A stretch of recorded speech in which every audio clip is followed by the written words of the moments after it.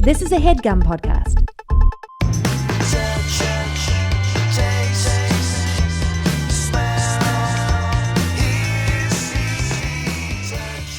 Hi. Ew. Hi, John. Hi. Hi, Nice John. to meet you. Ew.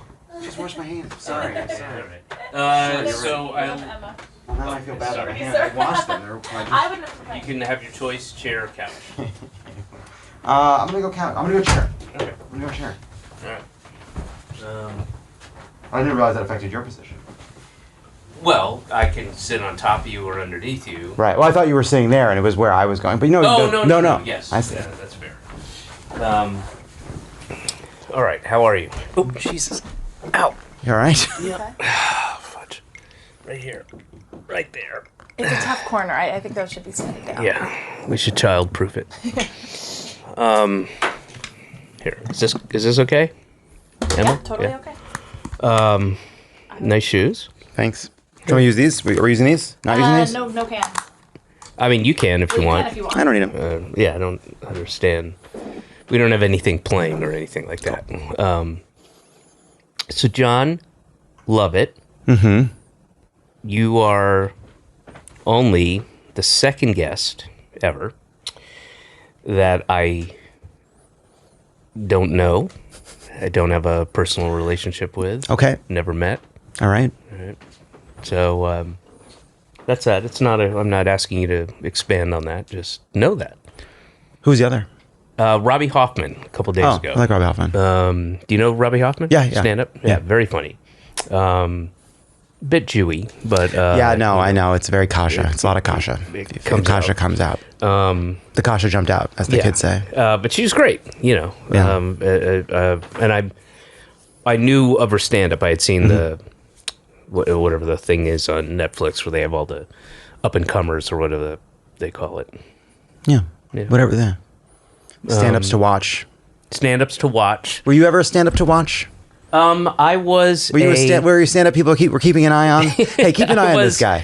This is a guy to watch. I before they had that thing. There was the first time I did the Just for Laughs festival in Montreal. Are you familiar with it? Yeah. Yeah. So it's huge, right? And apparently is going to be no more. Perhaps That's it. Yeah. After 40 Forever. years, I don't know. I didn't know that. But yeah, I did a one of those danger zone late night saucy hour or whatever the fuck it was. But and I got really it for whatever reason everything clicked and I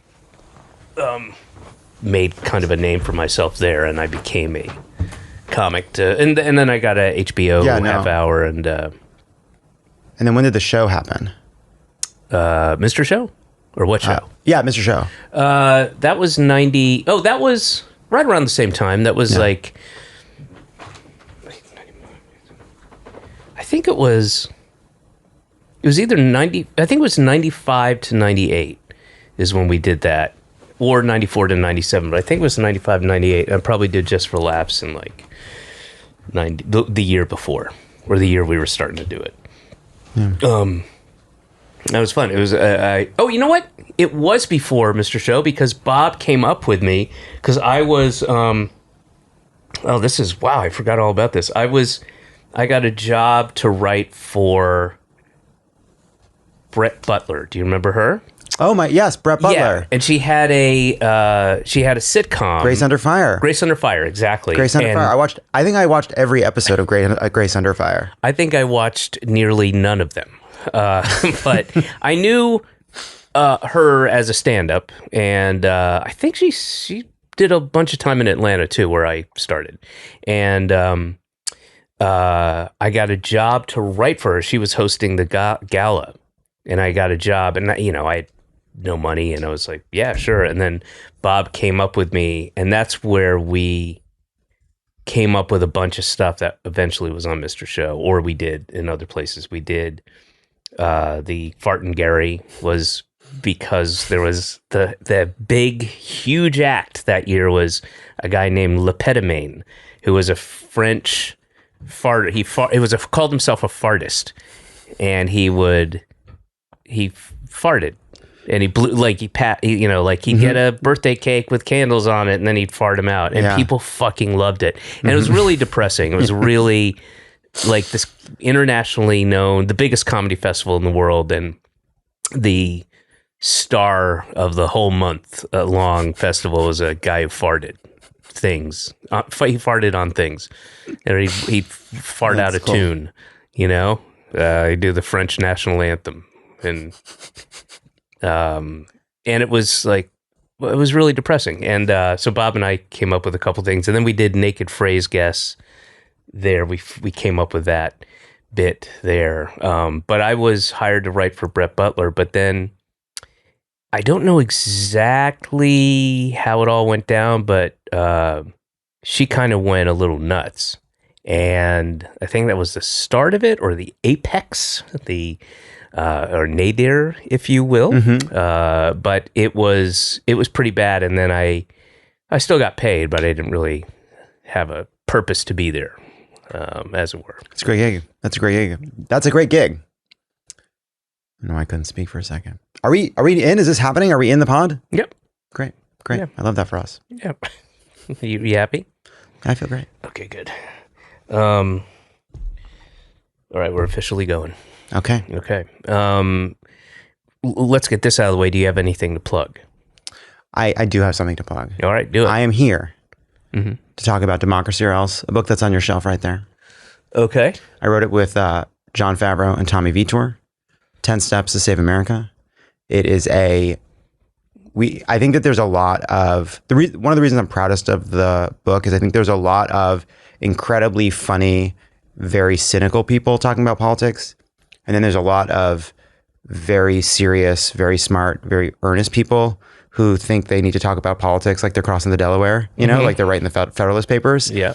And I think it's hard to figure out a way to be like genuinely funny while also being kind of earnest and optimistic. And that's what we tried to do with the book, because we feel like there's a lot of people out there that are about to watch a debate with Donald Trump and Joe Biden.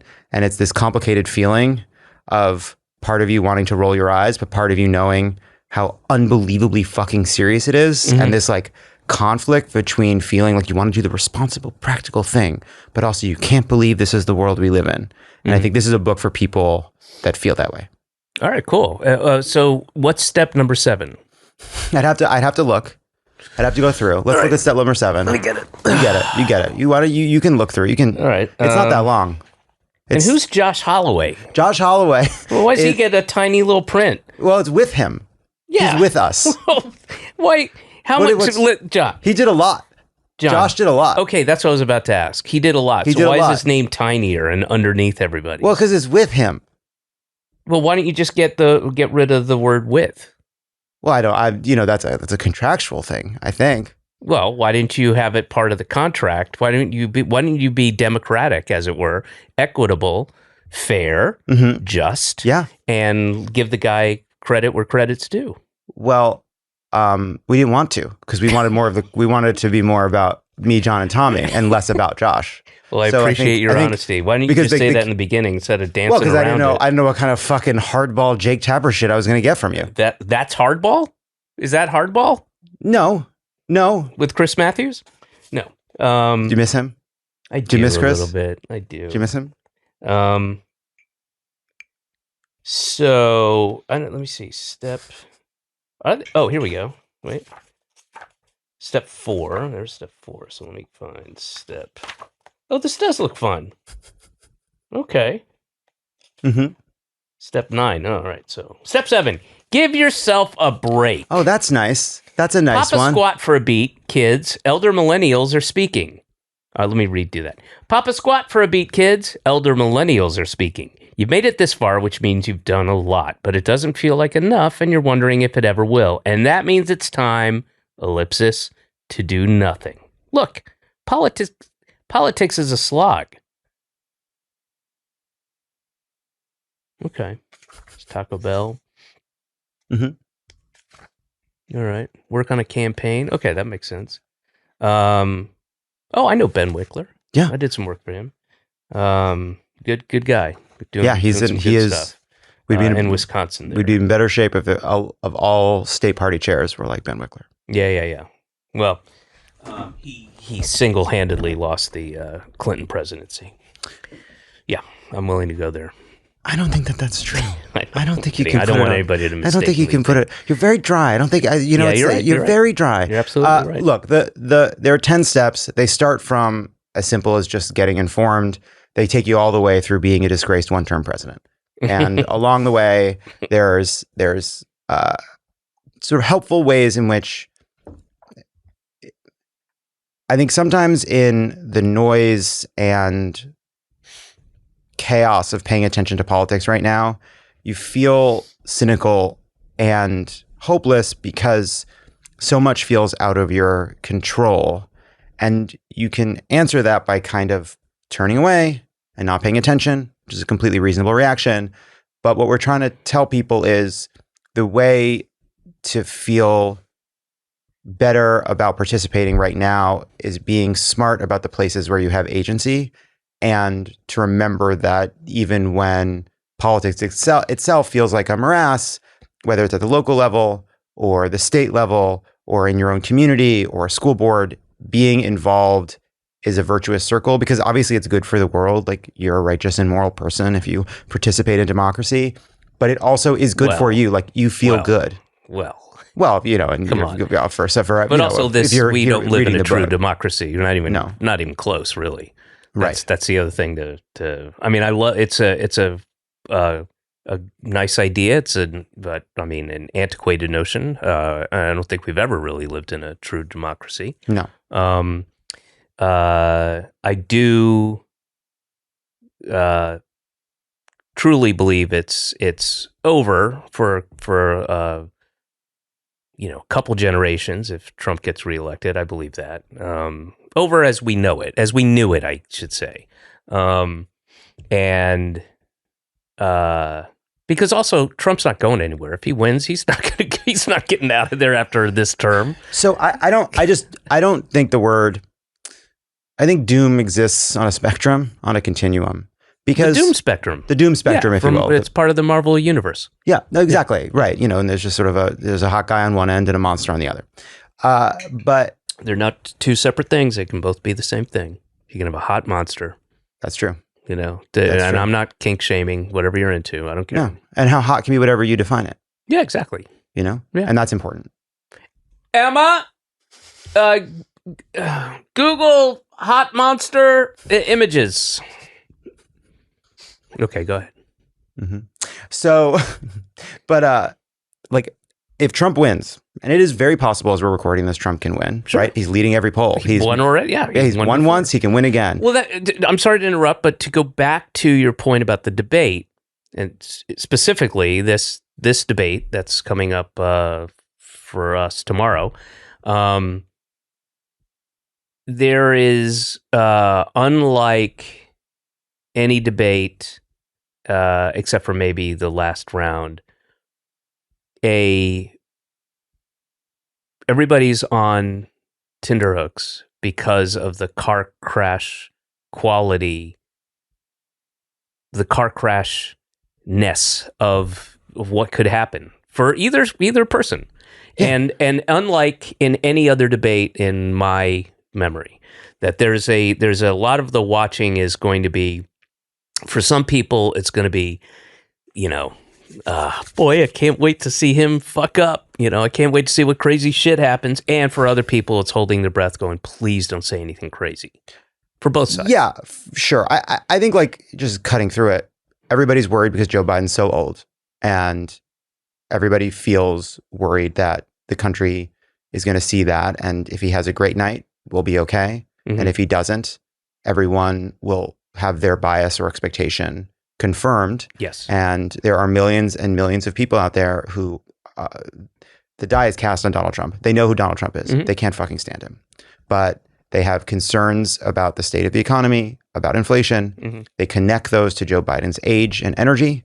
And they worry that because Joe Biden is old, he can't solve these problems. And he can't solve these problems because he's old.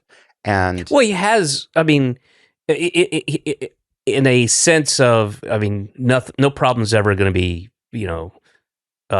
solved forever, and there will always be new problems. But he has done a pretty effective job with some of those things. It's just the messaging is not there. It's not. Yes. So here, that's important to say. It's totally true. Like Joe Biden, certainly on domestic policy, I think you can go further than that. I think you can say he has been an extraordinary president. I think you can look back on the last 4 years and say, did he get everything done he wanted to get done? Of course not. There were obstacles in the Senate. There were obstacles with the Supreme Court.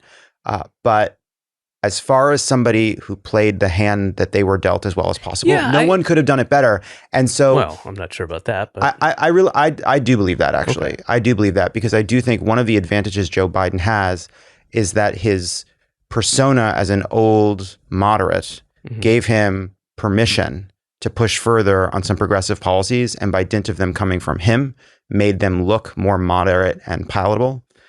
It gave him an ability to pass things through the Senate, to get Joe Manchin on board for certain things. Like, that was a power that I don't know that anybody else possessed.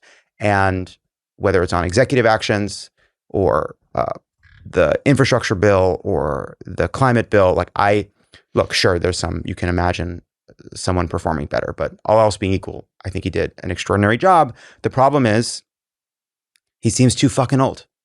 And a lot of people have not felt the benefits of what he was able to get done, and don't know where to properly place the blame for what he couldn't get done. I disagree. I think they felt the benefits, but they can't attribute them to him, because there's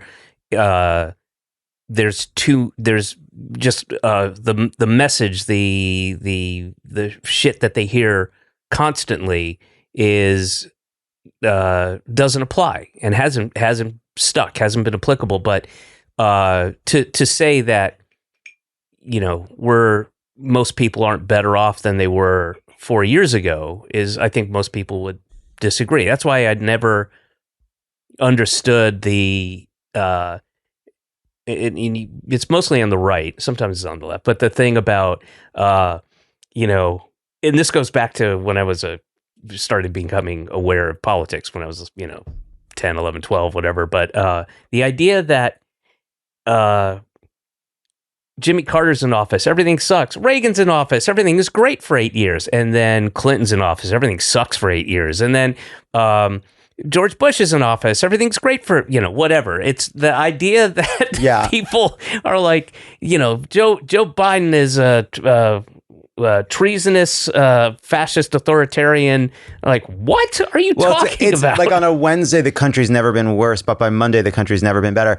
So there's always been, in economic polls, there's always been a partisan bias.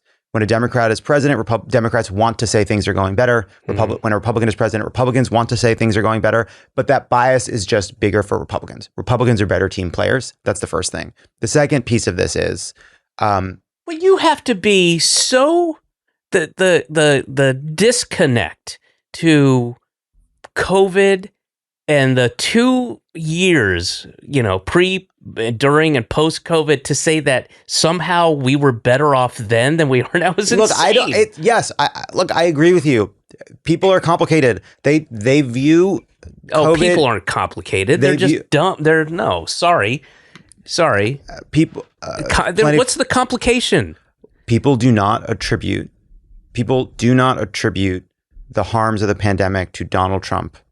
Right. Because it happened to the whole world. And so they don't attribute the consequences for the economy to Donald Trump. That's because Joe Biden promised to get us out of. I'm just saying it's not complicated, and those people are not complicated. It's simple. They're not. These are facts.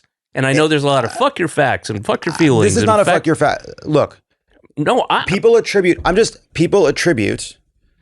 the harms of the pandemic and the pandemic economy, not to Trump, but to the pandemic. Joe Biden said, I will get us out of the pandemic and I will restore the economy.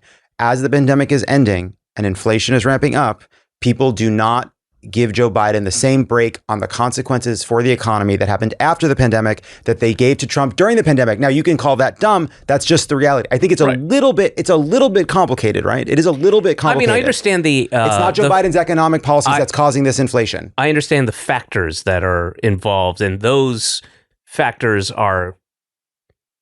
you could make a case that they're complicated, but it's not that complicated. Okay. I just I said, win. You won. Great. But the point though is, okay, I wish we lived in a world where everybody understood that. We don't. And Joe Biden's argument, right, that inflation was worse elsewhere, economies were worse elsewhere, our policies had a better effect on the domestic economy than other policies did around the world. And by the way, we were able to get inflation down when a lot of people said we would cause a recession by trying to pump money into the economy. It actually did the opposite. It helped us stay out of one. That is all well and good, but what people feel and what they tell pollsters, I'm just making this up, what they tell pollsters is, yes, prices may not be continuing to rise, but they stayed high. And people remember that things were cheaper before the pandemic. And they lay that at the feet of Joe Biden. Sure. Also, housing is a big part of this. Sure. And so those are huge issues for people, and they don't feel like Joe Biden is solving them. Now, yes, we, as people who pay very close attention to the news, understand that, first of all, there's a generational mistake in failing to build housing, right? That the whole world dealt with inflation after the pandemic. These are important points we can make to people, but if we can't spend the next 4 months trying to convince people that their feelings about the state of the world are wrong. We have to accept or maybe try to nudge those feelings while knowing where they're at and helping people understand the choice. I wish we could help everyone understand why Joe Biden deserves a second term based on his policies. But that's just not the world. That's just not the world. Yeah, I mean, it's difficult when you are battling against 4+ years of the main source of information and emotions for these folks is, oh, he's a fuck up, he's a socialist, Nazi, Democrat, Satan worshiping, whatever the thing is that they paint Biden, and now it's incompetent and old and whatever nickname people come up with, what is it? What's Trump's nickname for him? Sleepy Joe at Sleepy times. Joe, yeah. And that's what you're battling. So when he does say these things, it just falls on deaf ears, and they don't believe him. Well, I actually think it's even worse than that, which is that kind of news and whatever politics, like that's a kind of, I don't know, vaccine against thought and against reflection and against thinking about a different kind of politics. Fine, those people are not gettable. I think the bigger problem is so if you look at polls right now, the more engaged with politics and the news you are, the bigger the margin Joe Biden has. So people that are reading the news, watching the news, consuming the news on their phones, Biden is ahead. Those are people also that are more likely to vote. But as you go down the engagement ladder, you find more and more people that are undecided or willing to vote for Trump. And the big chunk of people we have to get, yeah, sure, they're seeing on TikTok videos, doctored or not, of Joe Biden looking very old and of people saying misleading things. But mostly, they're not getting any news at all. None. Right. Just zero news content. They're not paying attention to it. They don't I'm going to take my shoes care off. about it. I hope that's okay. Yeah, it's your studio. Well, I mean, It's okay. Temporary, thank you. I'm going to put my feet up here too. I like that. This foot has a couple broken bones, so that's longer. This foot is now, it's a little misshapen because they fused. I didn't do anything. I mean, what are you going to do about broken foot bones? So now your foot's a little bigger. It's a little bigger, and but you're a successful guy. Can't you just get 2 pairs of shoes and get 1 bigger shoe? You know what? That's an interesting idea. Like if one of your feet is always hurting because one of your shoes is too small. Well, these are also fairly new, and but your other foot doesn't hurt. No, it doesn't. And do you think that's because it's not broken, or do you think it's because your shoe is too small on your right foot? Have you thought about buying 2 pairs of shoes? No. I'm not that kind of guy. Is that because you're afraid to admit you've been successful? No. Because it's strange to go into a store and say, I need to buy 2 pairs of shoes for my feet. Are you embarrassed? No, it's just wasteful. I'm not. It's wasteful. I don't. Right, because what are you supposed to do with those other 2 shoes? Yeah, give them. I mean, Find maybe there's somebody out there. Yeah, who has a similar thing, but on the left side, on the left foot. And you could make a deal with yourself to buy shoes half as often, and then you could just be comfortable all the time. Oh, what if I buy them half off? Right. Well, that just saves you money, but it doesn't stop the waste problem. Oh, I just think you want to be comfortable. I know what I can do. What can you do? I know what I can do. I can ask to try on a couple pairs of shoes, right? Same, they look the same. One's slightly this one's 11, this one's 11 and a half. Let me try these two. And then when the guy's not looking, switch them up, put them in the box, go, I'll take these. So I thought you were talking about being wasteful about the supplies, but you're just talking about being wasteful about money. No, both. Right, but in that case, yes, you've saved money by stealing from a store, but they're going to have a pair of shoes. I'm paying for the shoes. I didn't steal. Okay, you're right. You've committed a kind of fraud. Well, somebody will get the shoes, and then they'll go, oh, these are too small. This one's too small. This one feels a little small. They'll measure it, and they'll go, oh, this should be in this box, and this should be. Then they'll find they have one extra shoe, right? Well, they have two extra shoes. 2 extra shoes, yes. And then they'll donate those shoes because it's a big, massive corporation. They'll get a write-off. They donate stuff anyway. And now somebody the shoeless don't. So you're saying that it's okay because at some point down the line, somebody who would either go without shoes at all just has 2 different size shoes and that they'll deal with the problem. No, they get an extra shoe. There's no extra shoe. There's 2 shoes. There's one that's smaller and one that's bigger. They will get, so they can't, they're not going to give the pair of shoes that's one's 11, one's an 11 and a half. They're going to take the 11 and a half, go, I got nowhere to put this. At some point. And then they are going to take the 11 and go, I got nowhere to put this one. They'll give those shoes to either a Goodwill or a church or somebody, and they'll say, who needs a shoe? Size 11 and a half, right foot. And then somebody will hobble in there, right? Because he's got an old peg leg, right? Doesn't have the money for prosthetics, right? Doesn't need the other shoe because it's wood, his peg leg. He's a Ren Fair pirate, right? Right. And then he goes, I do. And he's at the back of the room, and he stands up because they're about to sacrifice No, they're about to sacrifice the shoe and burn it, to their god. Oh, I see. And he's like, I'll take the shoe, and then he hobbles up. It's very dramatic. Everybody hushes, and then he.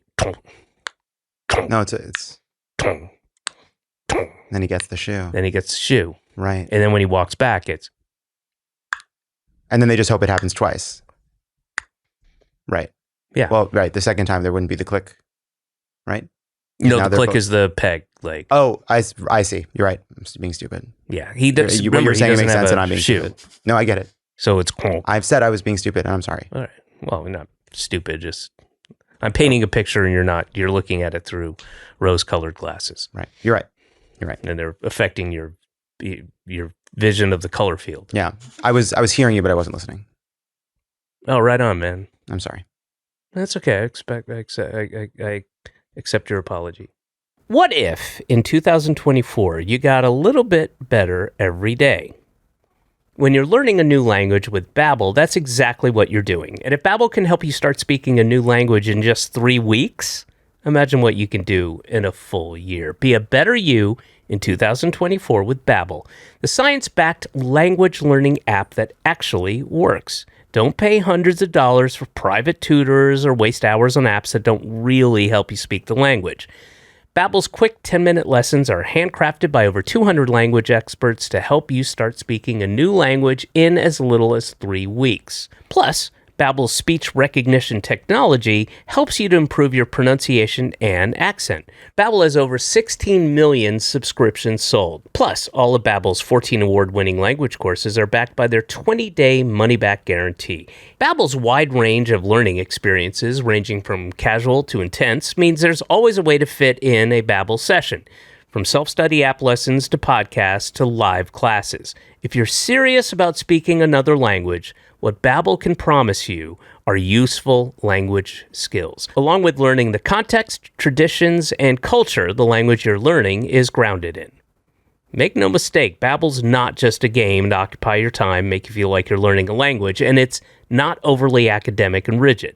It's not always easy, but it is simple. Here's a special limited time deal for our listeners right now. Get up to 60% off your Babbel subscription, but only for our listeners at babbel.com/senses.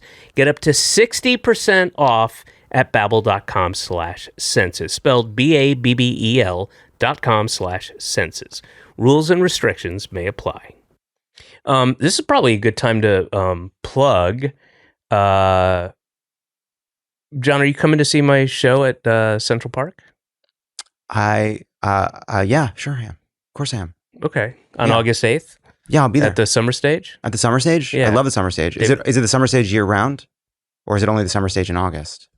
That's a great question. They legally, it's summer stage just during summer, but there is a group of folks who are trying to, same people who got the High Line together to make it summer stage all year round. Oh, that's cool. So it'll be like sort of domed or something. Do you call it autumn or fall? If I'm in the UK, I'll call it autumn. Mm-hmm. And if I'm here in the United States of America, I'll call it fall. Wow. So it's like code switching. But I won't say, I'll say autumnal and not fallnal. Right. That's just, that's Do you where say I draw the autumnal line. a lot? Do you find yourself? I do, like yeah. color palettes and Yeah. design aesthetics and so forth? I do. I say autumnal quite a bit. I come up with paint names for a living. That's a side gig I have. That's interesting. And so autumnal plays in quite a bit. Mousy, field mouse brown. Mm-hmm. Right. And autumnal ochre. And autumnal ochre is it's a beautiful I know color. exactly what you're talking about. Yeah. Mm-hmm. It's like a piece of driftwood that was initially it's sandalwood, and then it became driftwood, and it was sitting next to a bonfire, didn't quite make it in there. Yeah, that's it. Yep. I know. Wow, I'm telling it's you. your job. Yeah. I'm telling guys I'm his not job. guessing. I feel like an asshole again because I'm That's telling what someone. I'm explaining John, paint to I the fuck know guy what whose it fucking job is because this guy that's names the my paints. I'm saying job great for a name. Of living. course he knows. That's what I do. He does it for a living. That's what I do. He does it for that's how he makes his money. That's how he buys all the shoes. Yeah. So August 8th, Central Park Summer Stage, David Cross and Super Pals got some special guests coming down. And you can go to officialdavidcross.com. But I already did. You did. I already have the tickets. You got them from officialdavidcross.com. Sweet. I almost got scammed because I went to unofficialdavidcross.com. Uh-oh. And it was just cocks and balls over there. Yeah. And I love that. I stayed there for a while. Yeah. For a couple months. And I clicked over to what I remembered I was trying to do. What do you like better, cocks or balls? For me, it's sort of like, Or is it a depending on? no, it's not even a depending on. It's actually the same every time, which is you have to have the cock, Right. you know, you have to I have guess it. just the balls would be. Well, what are we doing here? Right. What are we doing here? Unless we're painting. Have you ever unless said we're- that? Have you ever said that? Yeah. What are we to doing a here? partner? A few times. More than once. I have to tell you. It comes up surprisingly often. What are we doing here? No, so here's the thing that's interesting, and I'm really glad you brought this up because this is why I was here. I love picturing it. No, Hey, love. Oh, wait. I'm sorry. Wait, what exactly? I'm sorry. What are we doing here? What's it? I'm en flagrante delicto, and you're picturing it right now. Are you picturing me having sex right now? No, because you would have to stop by going. What are we doing? Maybe how you do it, but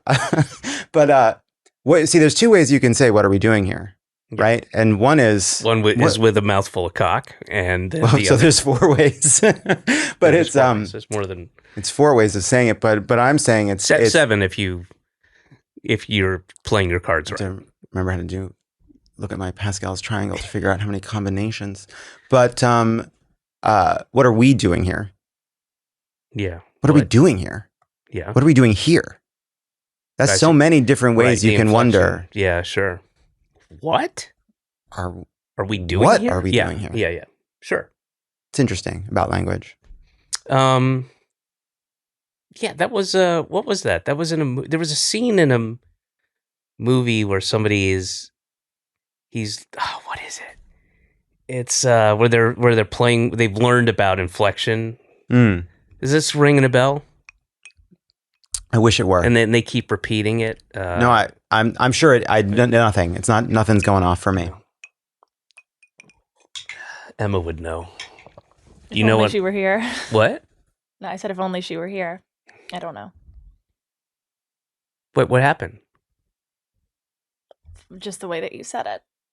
I'm pondering. If only Emma was here, she would know. Is what it sounded like. Yeah, it sounded like she was. I see. It sounds like you were saying she's not here. Yeah, you can't tell at home, but I looked at Emma when I said that. Right. So it sounded like she wasn't here, but what people didn't realize is that was a kind of passive aggressive way of asking her to chime in. Yeah. Right. Yeah. I think aggressive is a bit strong I don't think it was aggressive. No, passive aggressive.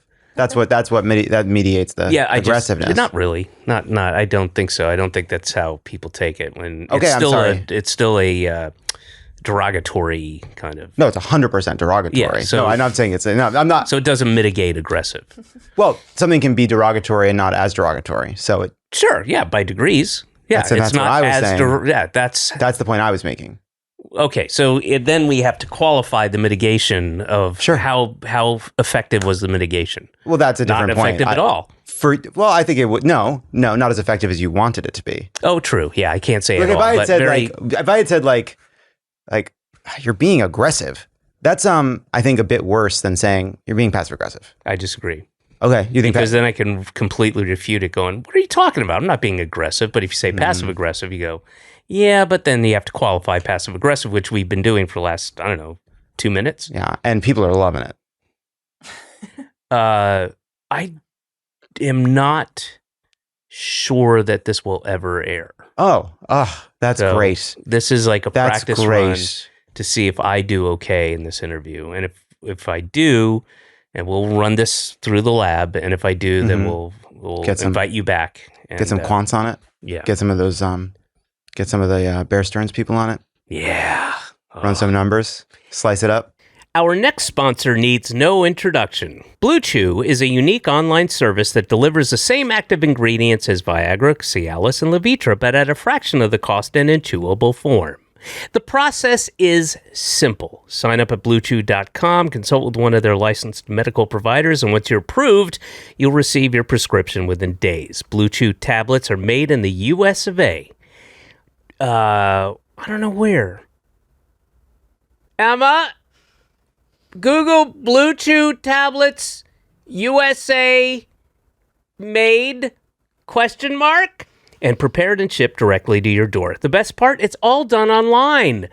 That means no visits to the doctor's office, no awkward conversations, and no waiting in line at the pharmacy. You can take them anytime, day or night, so you can plan ahead or be ready whenever an opportunity arises. I get it. Blue Chew wants you to have better sex. Discover your options at BlueChew.com. Blue Chew wants the entire country rock hard. They told me. That's the mission. They will not stop until... This is a joke, right? Every man is bricked up like a brick house, till every tent is pitched, till every rod is raised. Discover your options at BlueChew.com. And we got a special deal for our listeners. Try Blue Chew free when you use our promo code SENSES at checkout. Just pay $5 as shipping. That's BlueChew.com, promo code SENSES to receive your first month free. Visit BlueChew.com for more details and important safety information. And we thank Blue Chew for sponsoring the podcast. Can I tell you something funny? Yeah, I hope. My daughter said the other day it was completely unprompted. Completely. We were walking down the street and they were filming something like across the street. And I was like, oh, I wonder what that is. I wonder if I know anybody there or whatever. And whatever they're shooting. And I asked a cop and I said, excuse me, what are they shooting over there? And she said, a commercial. And then my daughter, completely unprompted, 7, goes, oh, I hope it's not a Raymore Flanagan commercial. And I laughed, and it upset her because she was serious. And I'm like, I've never seen a Raymore and Flanagan commercial with her. I've never seen, how does she know about Raymore and Flanagan? She watches like kids shit on Netflix and Amazon and stuff. Huh. I don't even know that she watches TV. Right. Like where are you seeing a furniture commercial enough to know? And why didn't she like it? I don't know. I was laughing and then she got upset. So I couldn't bring it up. I meant to later, but then I forgot. But it was just such a strange thing for a 7-year-old to go, oh, I hope it's not a Raymore and Flanagan commercial. That's funny because I grew up on Long Island and Raymore and Flanagan always advertising as a kid. And there were all these local companies the ads are kind of etched into my brain, Sure. like Empire Carpets and a few others. And you do, they do loop. 588-2300 Empire. Bling. And they do sear into your brain. They loom large in the child's mind. I don't know why. That in quicksand. I can't pick up the phone. You got to call Apex. Remember Apex? I can't make the call. It was for like what do you call it? Like kind of jobs that are, like skilled labor jobs. Oh yeah. And there was Apex Academy or whatever it was. And then the guy would, tout Apex and go, and they would always end with like, now I can't call you. You got to pick up the phone and, There's PC Richards. Mm-hmm. Bunch of those ads. And the one I really can't stand, I'm not even going to bring it up because it's awful and it'll bum everybody out if I do. So I'm not even going to mention that one. But another one is the whistles at the end of the, what is it, WB Mason? Oh, yeah. I don't like that. Get cash now. Those ones. Now, and then, but growing up in Georgia, we had some doozies. We had, there was a guy named the Wolfman because he looked like Wolfman Jack, but he couldn't, he just like big mush mouth. Mm-hmm. But, one of those guys in the 70s who wanted to do his own commercials. And then he would always turn. I actually did it in a Mr. Show sketch just for an audience of one person, my friend Mark. But it cuts to another camera. He beat down this thing, goes the furniture, and we got, and then it would turn to the other camera and he'd go, X for the Wolfman. And then we had Bill Spreen Toyota. I remember that one. Mm-hmm.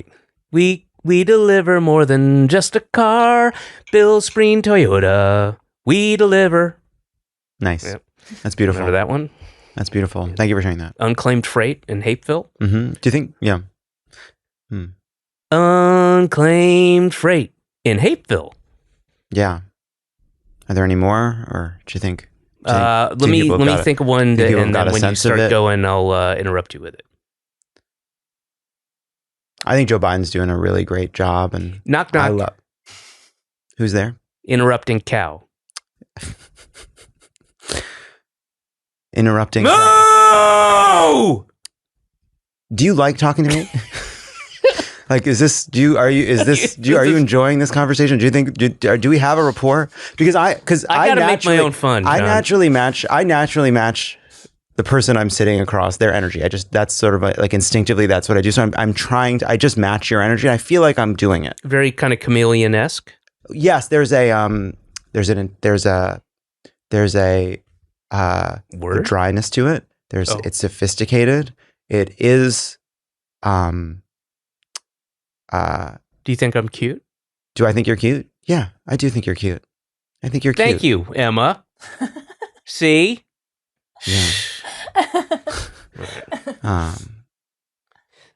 We have more time, but the name of the book is Democracy or Else.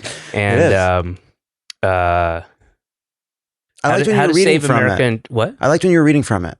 Democracy or Else. How to Save America in 10 Steps. How to Save America in 10 Steps. I'm just going to give you the steps, and then you can pick up a copy yourself. I also would like to note that Josh Holloway, the senator from Missouri, is that right? Yeah, we wrote it with Josh Holloway, the senator from Missouri. He was famously put his fist up at the insurrection. Yes. And then we saw him, and we were like, that's the energy we want for this book. Right. I bet he can write some pretty good jokes about canvassing. And so we went to him. He's self-deprecating and doesn't take things doesn't take himself too seriously. That's what I love about Missouri's Josh Hawley. He is so self-effacing. He is in on the joke. That's what you say about Josh Hawley. In on the joke. In on the joke. Yeah. So no, this is Josh Holloway, who is a fantastic writer for Kimmel.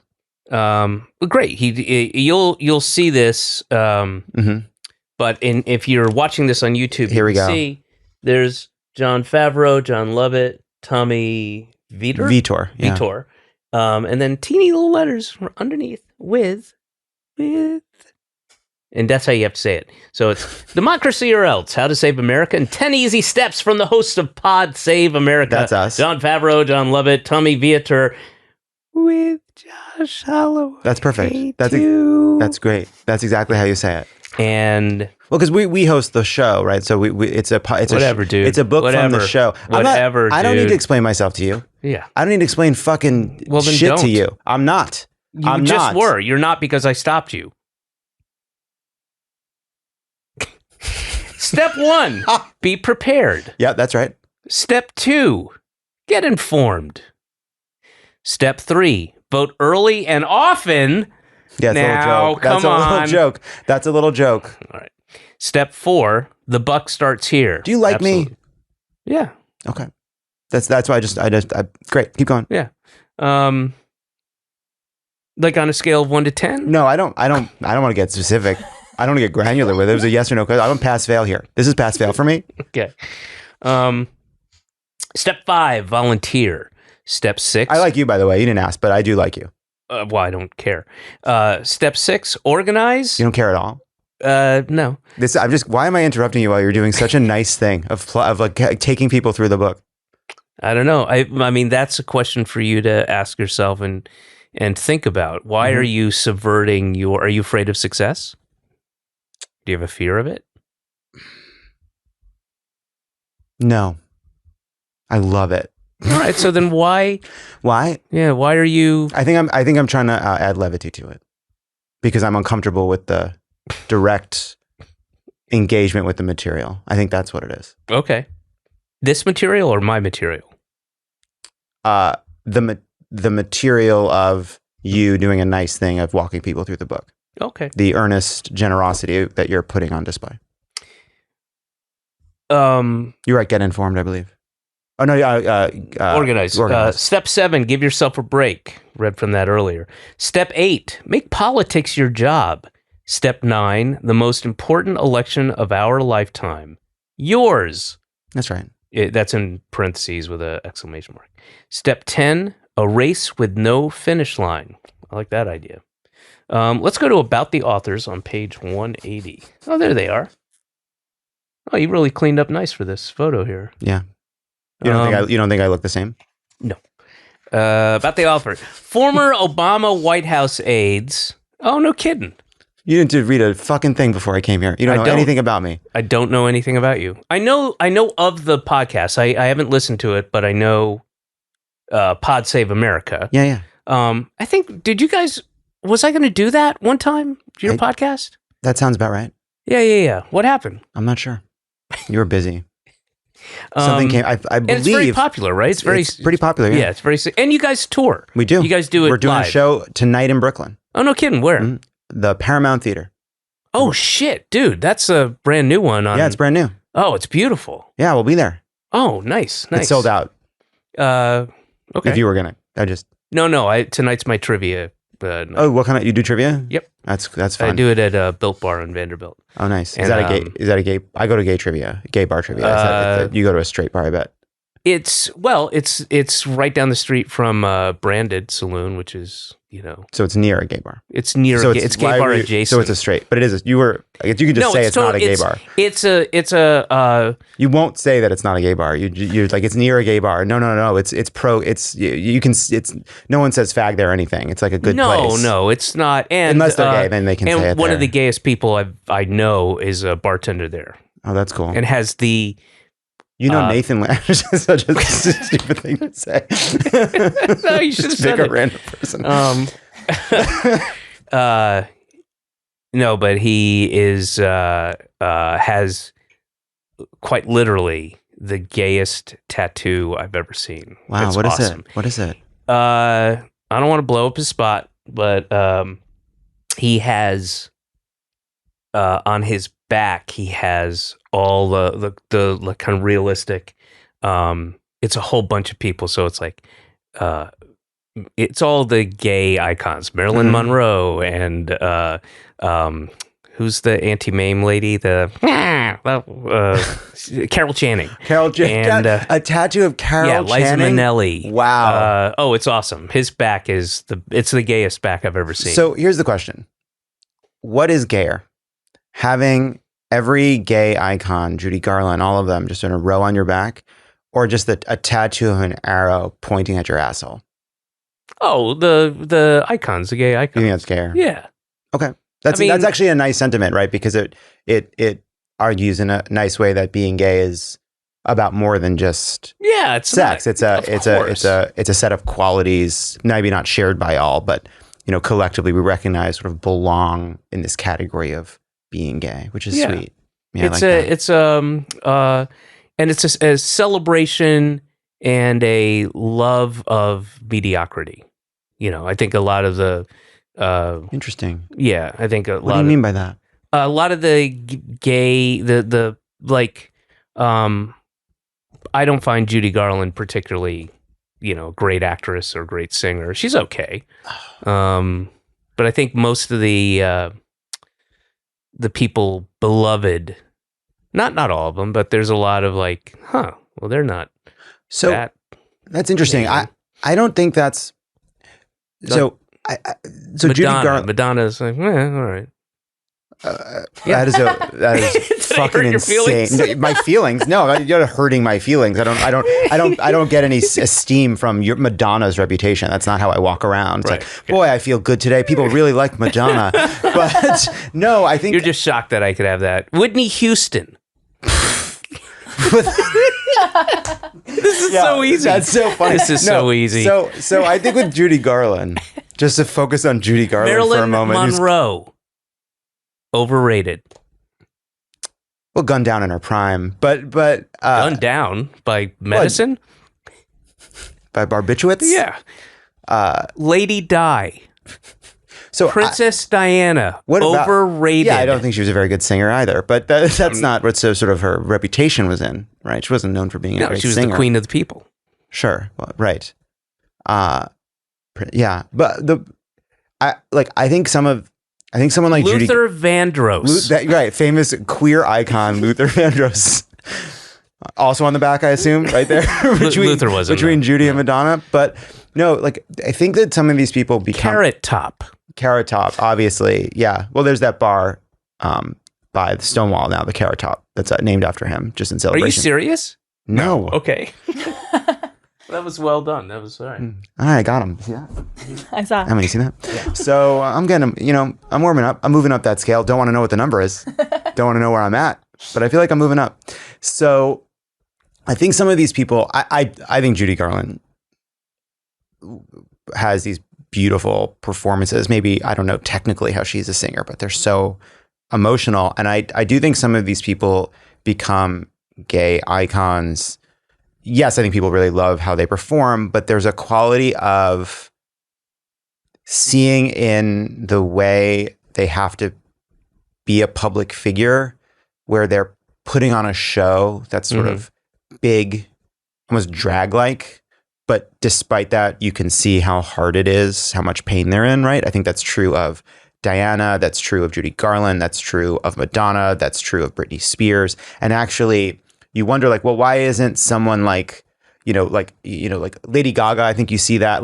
There's a quality in which they're putting on this big show, but you can see that they're struggling with something internal, that they're putting on a mask. And I think gay people really connect to that. That makes sense. Yeah. I don't think it's because it's a celebration of mediocrity. Wait, are you gay? All right. I got you for a second, right? No, not at all. All right.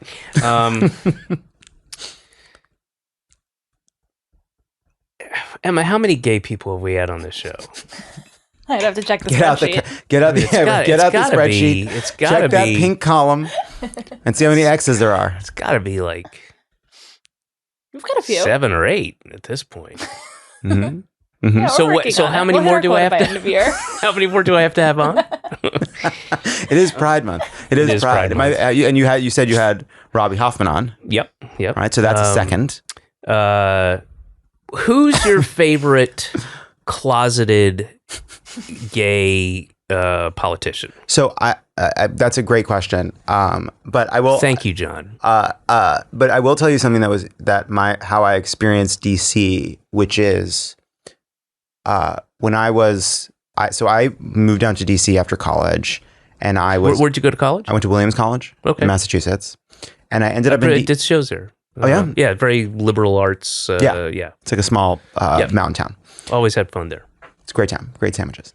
So... Great sandwiches. Great sandwiches. Great town. Great sandwiches. Anyway, moving on. I think there's... Good poke bowls. Really good. No, I'm not... Okay. Sorry. I want to come back to what I'm saying, but I want to talk about poke bowls for a second because I think it's also important. So... My whole life. Let me go to the index here. Poke bowls. Oh, you'll Page find 17, notes. 52, 102. All right. So, poke bowls.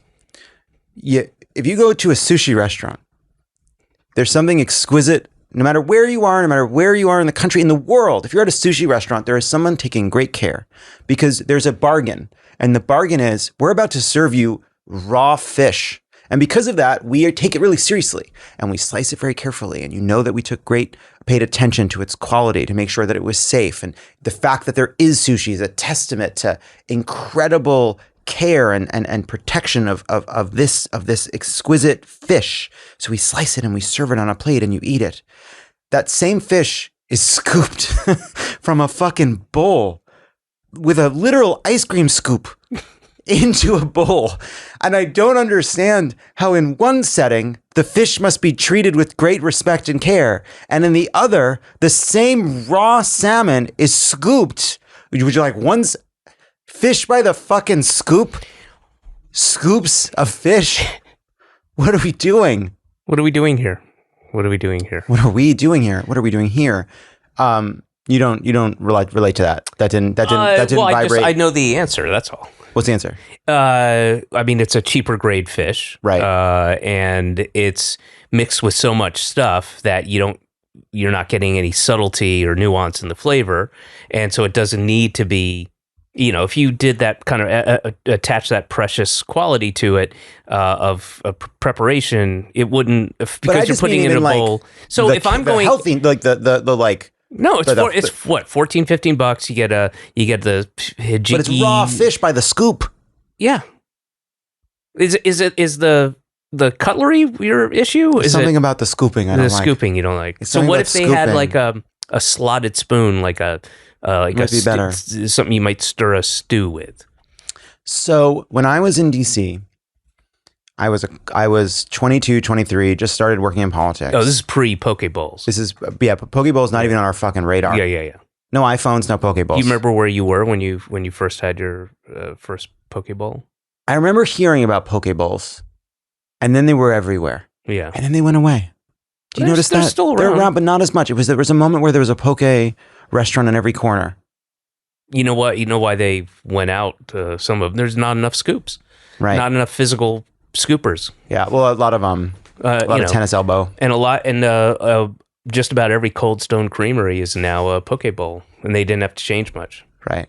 Just unplug the place where the ice and the frozen platter thing, and then plug the scoop. You guys back edit this down, right? You edit this. You sort of find the best bits. Nope. Just goes out like this. Yep. And I love that, and that's the rawness that people. Well, I assume we're talking about sushi and poke bowls, so yeah, rawness applies. Yeah, that's right. Yeah. So. I had a... Knock. Who's there? Mipe. My poo. He said my poo. So when I... My poo. And I used to be able to tell. I'm the one who was knocking, right? Yeah, it's like, and they say, "Who's there?" Then like, what do you want? What do you want, sir? You've had your laughs. You're at my fucking door. Yeah, I was gardening. I got buzzed in. Am I opening the door or not? That's up to you, man. That's up to you, poo. And I had a way of, I think, figuring out when I was dealing with an older closeted guy, because when you're 22, 23 in DC, I would notice that I would meet some, I don't know, older politician or official or high-ranking aide or something, and they don't remember you because you're not useful. You're nothing. Mm-hmm. And every once in a while, there'd be some older guy, and he'd be like, "John, we met." And I just would clock it and be like, that must be an older gay guy. That's a closeted gay guy. That's interesting. And one of them, was Ken Mehlman, who was the head of the Republican National Committee. I didn't meet him then. I don't know how I met him and what circumstances I met him. But he was a Bush guy. He was a Bush guy. Yeah.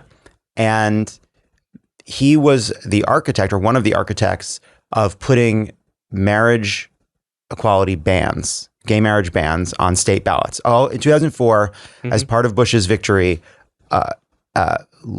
constitutional amendments banning gay marriage got onto a ton of state constitutions. People were really anti, and it worked. It was a great part of their strategy to turn out evangelicals. And Ken Mehlman was one of the architects, but he remembered my name. And I was like, I have a feeling. I have a feeling. And then years later, he came out. Yeah. And I said, well, that's why I remember me. It was because I was a gay kid.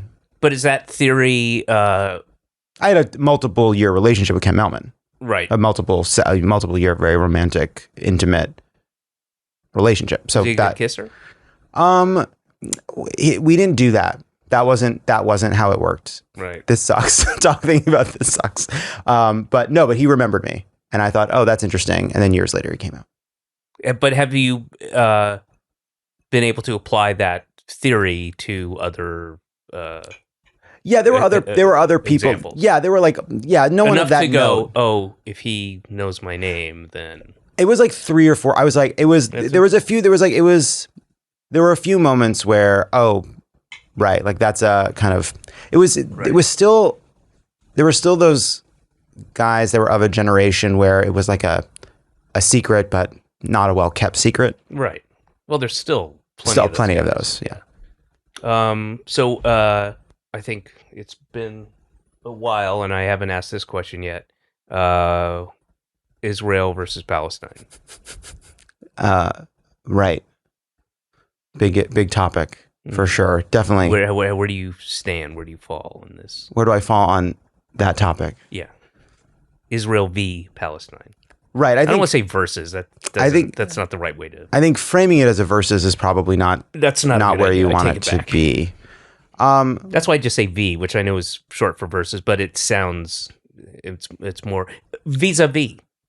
I am a progressive Jewish person, and it is very difficult to reconcile the conflicting feelings of being someone who wants to support a Jewish state and a democratic. We'll edit out all the pauses in between. For sure.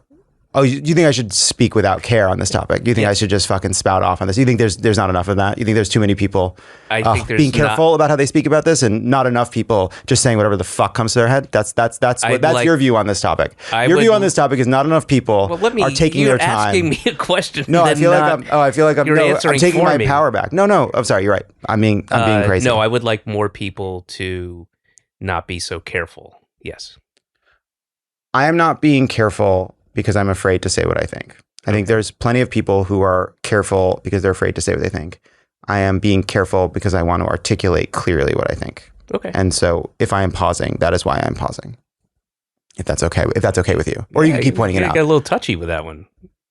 Oh, yeah. You think Israel's a sensitive topic for some people? Yeah, but I want you to say what you were going to say. Yeah. No, so, and I feel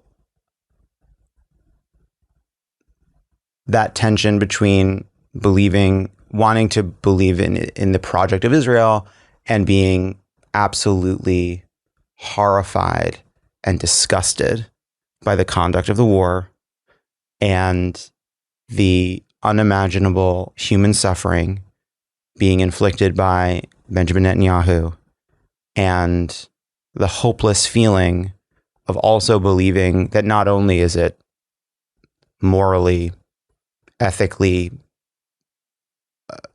indefensible, not only has it killed an untold number of innocents and children, but that it has done nothing to bring hostages back, which would be one of the stated goals, or make Israel safer in the long term. And with every day this goes on, a peace and a kind of free Palestine in which the millions of Palestinians who do not have human rights because they are bestowed by Israel or anyone else, but because they belong to them, because they are their human rights. The longer we go where they don't have the rights that belong to them and the freedom that belongs to them, and the longer in which Israel is not safe and Israel is not a place. Are you fucking kidding me? Are you fucking kidding me? Go ahead. That's my phone. That noise plays in the middle of that fucking answer. And I know you didn't plan that. It couldn't. No, I it did couldn't not have plan been. it. And My it really phone was has its own sense and it of really timing, was of perfect. comic timing. It really was very funny, and I hate it. But that's my point. I agree. Okay? I agree with you 100%. I don't think they're mutually exclusive ideas. I think you can be, you can feel both things. You can feel like you can be a Zionist, and you can also say what Israel is doing is horrific, illegal, unethical, disgusting, et cetera, et cetera. And that's hardcore right wing Netanyahu he can't have a 2-state solution. He was part of fucking up, not fucking up, but not dismantling, because it wasn't a thing, but the Oslo accords that he wouldn't be anywhere without this, or and it's all about him for him. Yeah. So, and it's too bad that children have to suffer, but no, that got heavy. Thank you, Phony.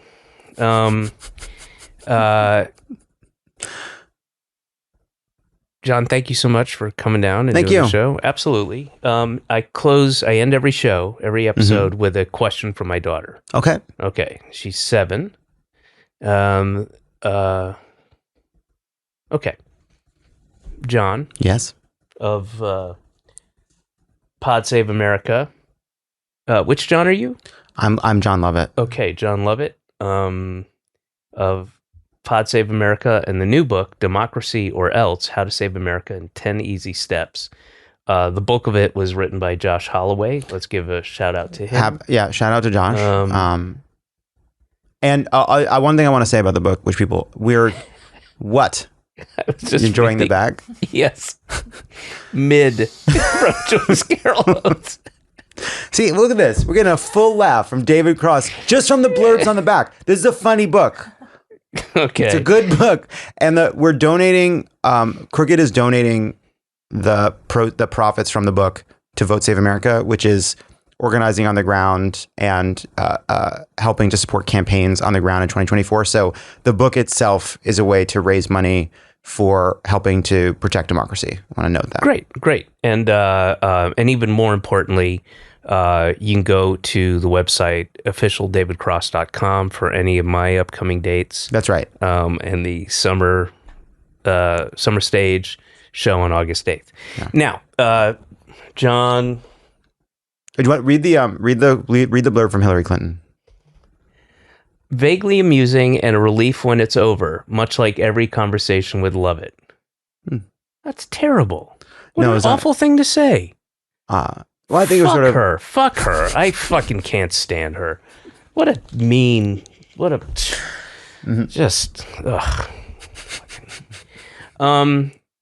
This is from my daughter. There's one hair on here.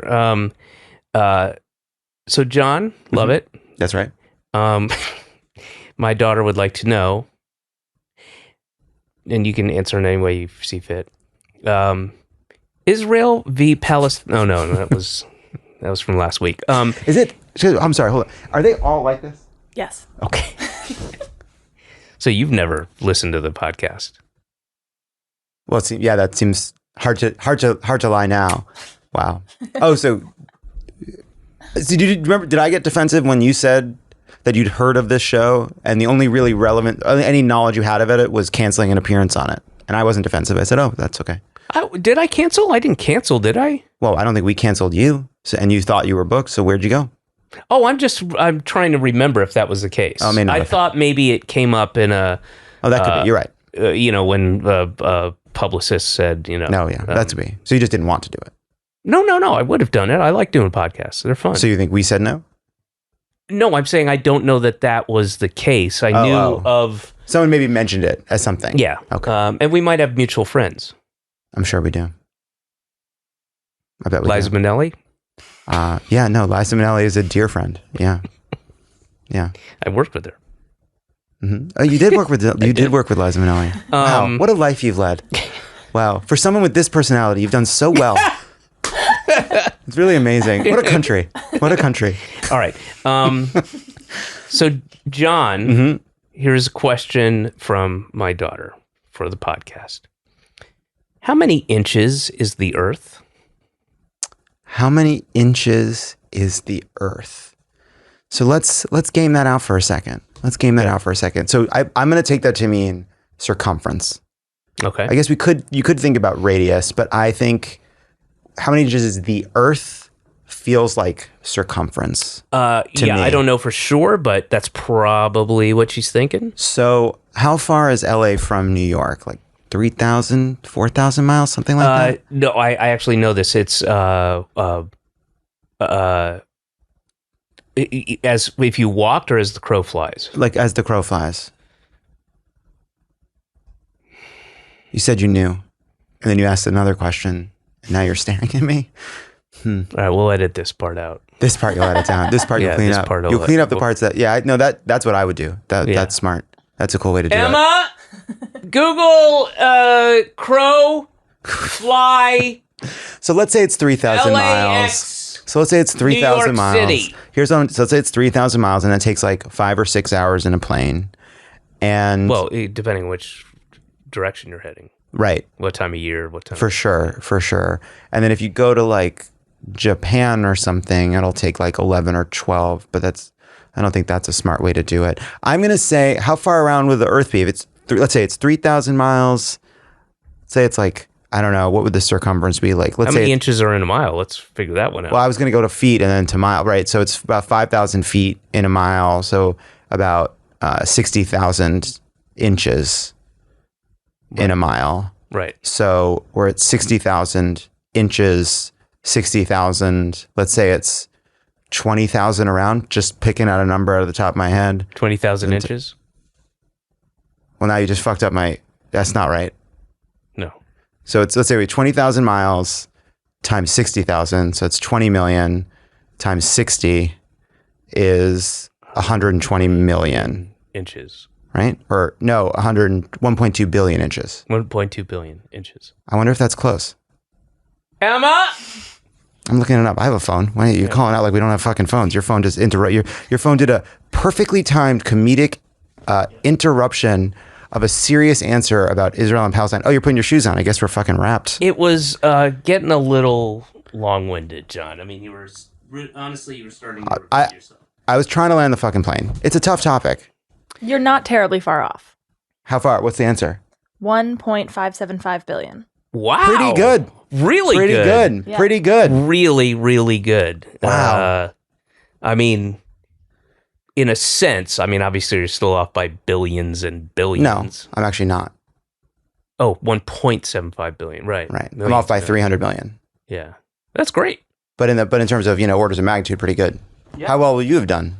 Would you have thought it through the way I did? Yeah, eventually. Right. But I easy to wouldn't say. have given it that much thought. Well, what do you think what would you have done? If you were asked a question, how many inches is the Earth? Would you have just come up with like a funny little joke and then ended it? I probably would have gone, I don't know, Google it. Oh, that's cool. That's a fun answer. Well, no, it's not a fun answer. That's why I asked you, and you came up with and we got to see your whole process, how it works. Right. You know what I should do is I'll ask that question to another guest and see what they. That'll be fun. Yeah, That'd and then be we'll fun. compare the two. All right, John. Thank you very much. That was a Headgum podcast.